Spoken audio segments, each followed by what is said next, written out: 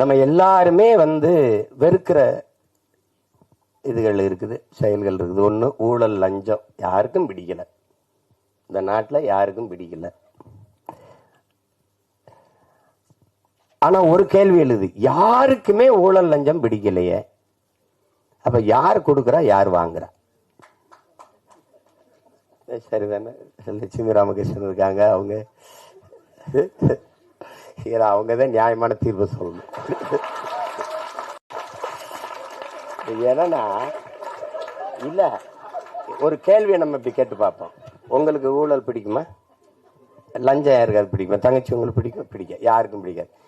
அப்போ யார் தாண்டா கொடுக்குறா, எவன் தாண்டா வாங்குறான் தெரியல. எங்க இந்த ஊழல் லஞ்சம் பிறக்குது அப்படின்னா, தனக்கு கிடைக்காதது எவனுக்கும் கிடைக்க கூடாது, எவனுக்கும் கிடைக்காதது எனக்கு கிடைச்சிடணும், இந்த எண்ணத்துலதான் ஊழல் லஞ்சமே பிறகு.